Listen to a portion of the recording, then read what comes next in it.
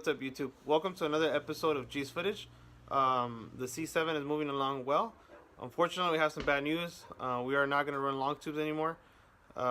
We are eventually in the future, but at this time, we're just going to run the stock stuff because of, we had some issues trying to get some long tubes and things like that. But we're working those kinks out, and we will have long tubes soon. But the project, just kept moving along. I put all the stock stuff back on, like the exhaust manifolds, primary, secondary cats, etc. I did swap out the intake manifold already, as you guys can see. If you guys check out these pictures I took while doing the swap, you guys can see the big difference between, the stock intake manifold and the ported one. I mean, this thing is significantly larger, so it should make a little bit more top end power. That's the goal. And also, paired with the ported throttle body that we already had in there, should be a perfect combination. We're working today on the E85, and as you guys can see, I'm almost done with it, but I wanted to show you guys just a little bit of the stuff that you guys may encounter and might find difficult when you guys do the E85 on your car or so. So let me show you guys. Okay, so basically the kit comes with a new fuel line. So basically you would connect your new fuel line here, bypass it with your E85 sensor, and then you would run your wire, your thin wire. This is the one that's going to go to the PCM, and then here this plug has a little harness, and you're basically just going to bypass the nearest coil you have. They don't specify which one, so I guess it doesn't matter. I think it's just a source of power and ground. So I just picked this coil. Hopefully it works well, and I just secured it nicely with some zip ties to make it look nice. But yeah, the fuel line just kind of goes like that. Just make sure it's real tight so you don't have any leaks. Put the stock safety stuff back on there, and there you go. See, and you just basically you would basically just put this back on, press down. Look at that, real nice.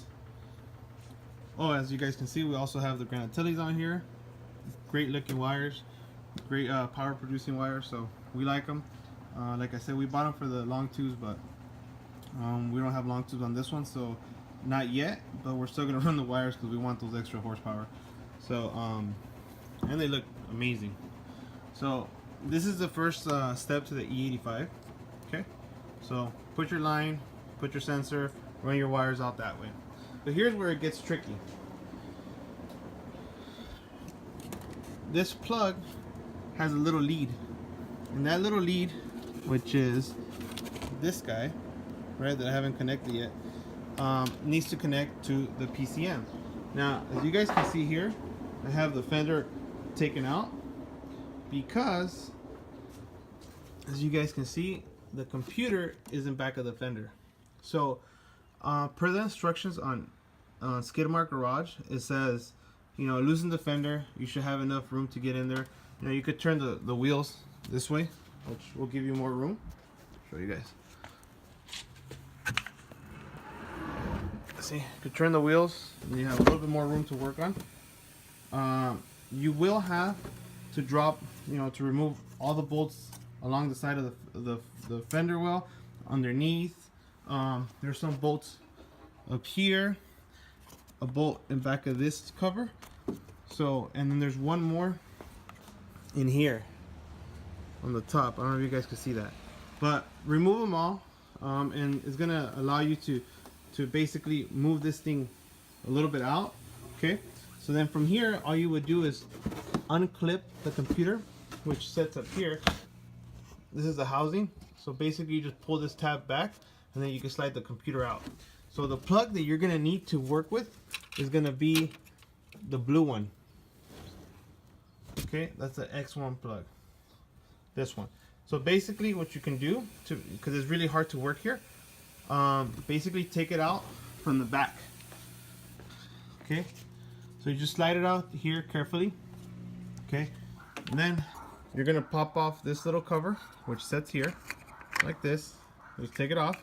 Okay, and then you're gonna pin it. Okay, So this one's already pinned. Okay, you're gonna need pin 38, which is gonna be this white wire. Okay, so I'm gonna show you guys how we did this. Okay, hey Jesse, so how do you count these? You see there's one right here? Let me see. Oh yeah, so that says number 1. This is 53. 53, okay. So each side is 16. So 16 and 16, 32, 33, 34, 35, 36, 37, 38. That's where our wire is at. And that's where we pinned it. That's where we pinned it. Right there. 38.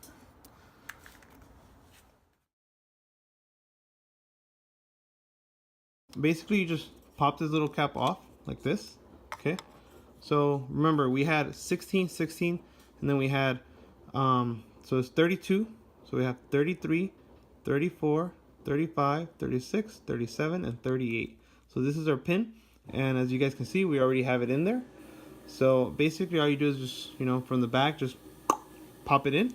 Okay, and then you just get your little cap. Okay, and there's no error on this because there's a big pin there. So you'll know that it always goes like this. And this is what's gonna secure it in place. Okay, so then on the back here, you guys can just see, there it is. This is our wire. Then you just give it a nice little tug, make sure it's on there good. Then you re-secure it with your zip tie. And you just put this thing back like that. And you pinned your E85 sensor. Okay, and then basically you just plug it back to your computer, run up the lead, and connect it. Alright guys, so I know this wasn't the best install video, but it was just a quick recap on how to do the E85 on a C7 Corvette. And like I said, basically you just bypass the line with your new E85 sensor. You bypass one of the coils and put their supplied harness, right? And then you just run the lead down to the PCM, which on the Corvette sits in the passenger side fender towards the back. And you look for pin 38 on the harness plug, which is going to be the first plug closest to the fender. Usually it will have a blue cover like ours did. And you simply count, you know, you look for the number 1, and then, you know, 53 is on the other side, so you just count down, and then you find the pin, you plug in the pin through the back, re-secure it, put your zip tie, put your cap back on, and, you know, put everything back to stock. So it's not as hard as it looks, but you will have to, I mean, take off a lot of bolts. As you guys can see here, I mean, I have a bunch of body clips and, you know, stuff like that, just because you need to pull the fender out. See, gotta get in there to the computer. But other than that, this thing should be good to go pretty soon here. Like I said, the intake manifold's on there. I'll try to see if I can show you guys here. I don't know if you guys can see that. We have you can see the gold tape down there.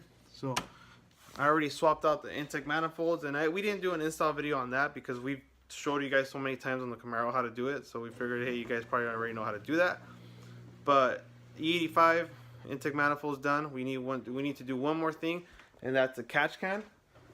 Okay, and we got the Elite Engineering one. This catch can. So that's the last thing to do. And it's very important because if you guys look at this intake manifold, it is like saturated with oil. I mean, look at how much oil is on here. You know? So this is when you don't have a catch can. You can see how shiny it is. So catch cans are important. I've never installed one on a Corvette, so I'm gonna call Richard over and see if he wants to come down and give me a hand. Or else I'll just figure it out. But yep, that's where we are at on the C7 Corvette project, and should be on the dyno soon. So hopefully we'll find out what it makes with ported intake manifold, ported throttle body, AFE colder intake, E85, and carbon mufflers out back. Oh, and Granatelli wires.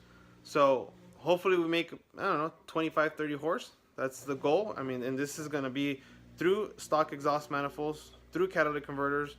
So, you know, we'll take whatever we can get. If we can get this car to run anything faster than a 740 Irwindale, I think we were successful in this build. So yeah, so stay tuned, guys.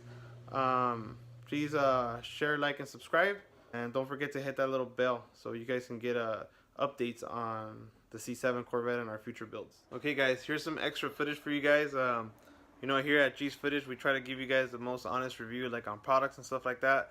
Now, we like Skidmark Garage E85 kits, and they're wonderful. They're the best priced out there. On this particular car, we had an issue where, it wasn't really an issue, but the E85 sensor, the way we routed it, you know, nicely tucked away, it was too short. It wouldn't reach the sensor or the computer. So basically, what we did was we just cut it and soldered and heat shrinked it so it could be nice and secure. But no big deal. We use the same 22 gauge wire, and we just made it longer. So now we can route it, nicely tucked away whichever way we want.